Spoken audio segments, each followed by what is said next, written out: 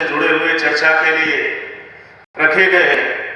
कि भारत के मुसलमानों को दोस्त और दुश्मन की पहचान न होना, यह सबसे बड़ी समस्या है। और दूसरा सब्जेक्ट है कि एक जालिम का विकल्प दूसरा जालिम नहीं हो सकता, अर्थात सभी मजलूमों में इत्तेहाद कायम किए बगैर मुल्क और कौम की तरक्की मुमकिन नहीं है। तो साथियों, पिछले 75 साल के इतिहास को अगर हम नजर डालें तो इस देश में संविधान आया अस्तित्व में, इस देश में लोकतंत्र अस्तित्व में आया, लेकिन 75 साल से संविधान और लोकतंत्र के अस्तित्व में आने के बावजूद भारत का मुसलमान 75 सालों में इस देश के संविधान का और इस देश में लोकतंत्र का कितना बेनिफिट उठा पाया, अगर उसका आकलन करें तो सच्चर कमीशन की रिपोर्ट ये साबित करती है कि भारत का मुसलमान देश में संविधान और लोकतंत्र आने के बाद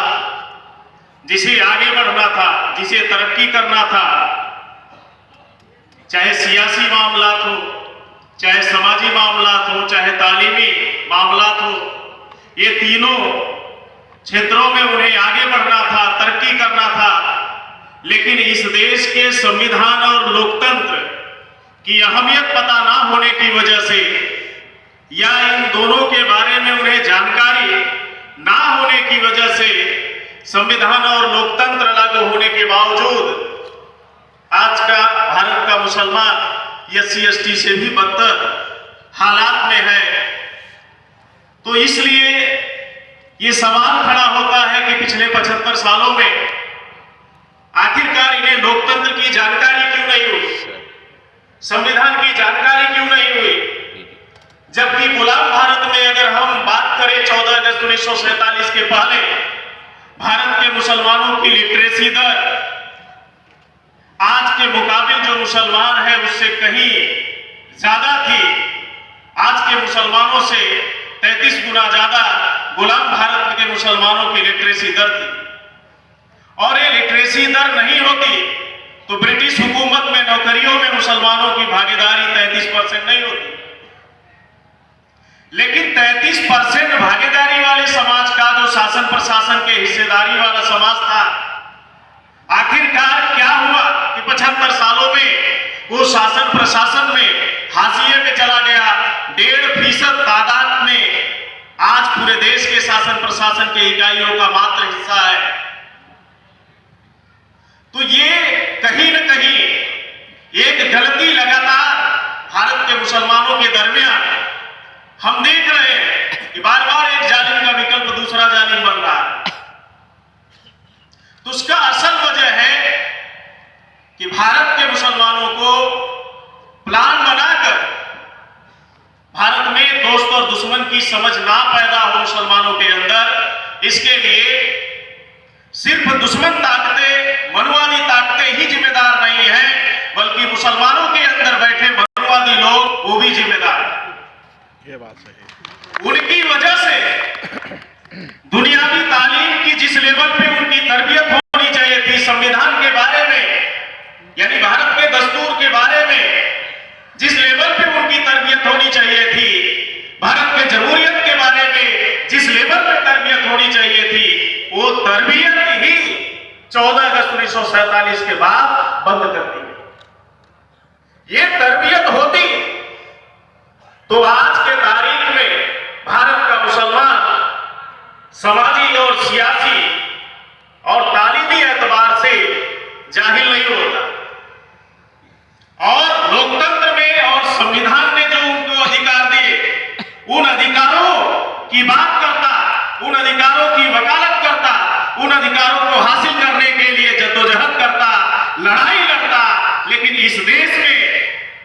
अगर हम गौर करें तो मुसलमान धार्मिक मामलात में, मजहबी मामलात में सड़कों पर आता है, लेकिन इस देश के दस्तूर ने जो उसे हक और हकूक दिए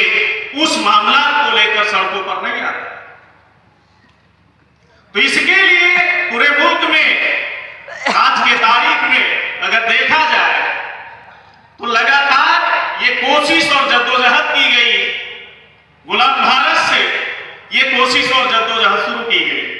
14 अगस्त 1947 को भारत को तकसीम करने के बाद भारत के मुसलमानों की 3 लीडरशिप को भारत से खत्म कर दिया। पॉलिटिकल लीडरशिप से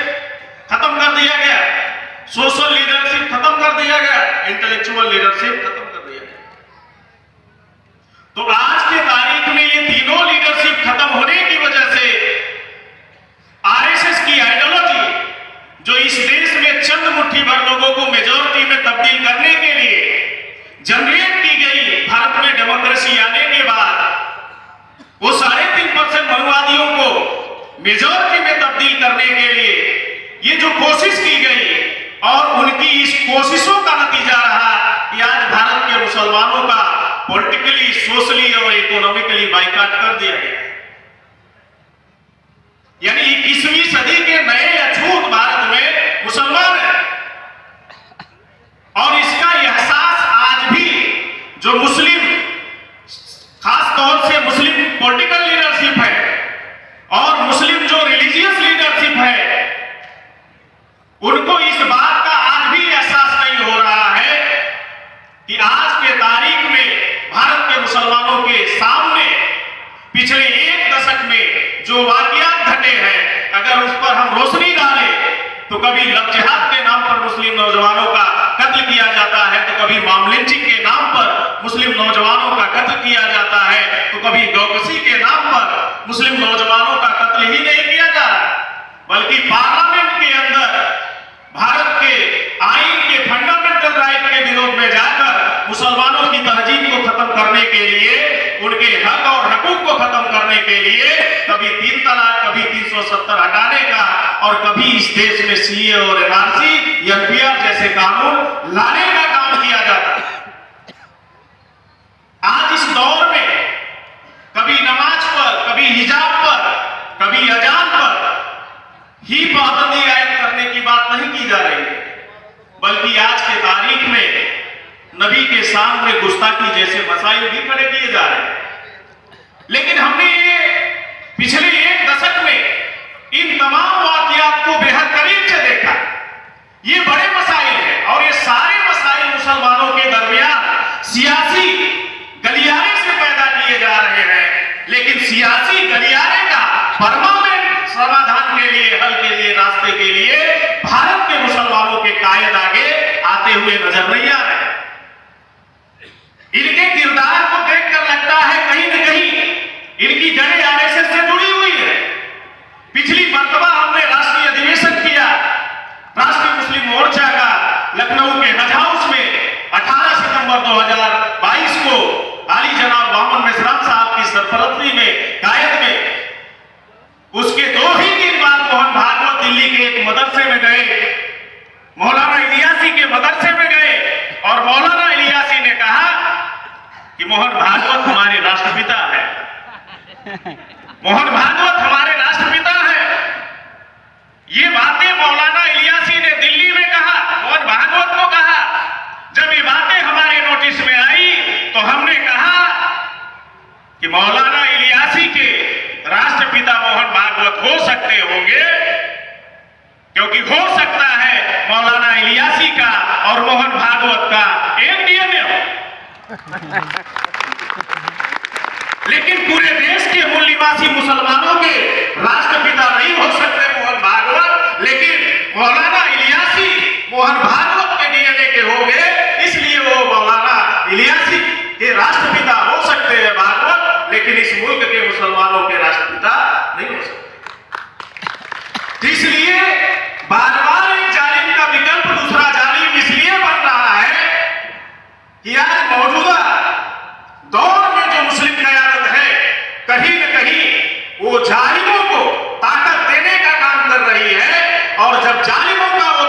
ताकतवर और उन्हें ताकत देने का काम कर रहे हैं तो मजलूमों की पीठ मजबूत कर रहे हैं, कभी लव जिहाद के नाम पर, कभी 3 तलाक के नाम पर, कभी मामलिंचिंग के नाम पर, कभी फंडामेंटल राइट के खिलाफ जाकर उनके खिलाफ कानून बनाए जाते हैं। तो इसके लिए मैं पूरे मुल्क भर के मुसलमानों को ये पुरजोर अपील करना चाहता हूं कि मुसलमानों को मुद्दों के आधार पे किसी का साथ देना है, किसी का साथ लेना है। और पिछले मैं 2012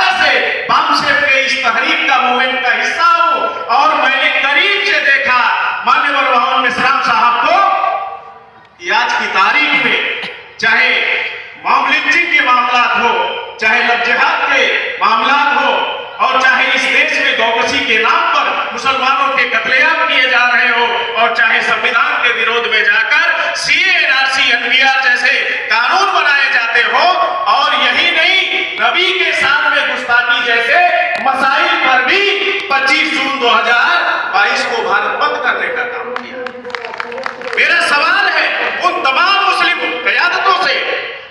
जो हमारे कायद है, तथाकथित कायद है, उनको सवाल है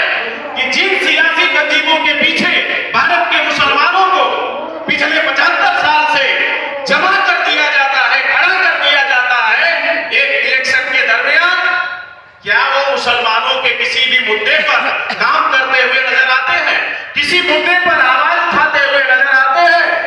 नहीं नजर आते हैं। तो मैं अपील करना चाहता हूं भारत के मुसलमानों को कि जो हमारे मुद्दों पे हमारे साथ खड़ा है, हमें उनके साथ तन मन धन के साथ खड़े होने की जरूरत है और इस मुल्क में इस हालात को बदलने की जरूरत है। साथियों, ऐसा मैं पूरे देश के मुसलमानों से अपील करता हूं, करेंगे। इस आशा अपेक्षा के साथ आपने मेरी बात सुनी। धन्यवाद।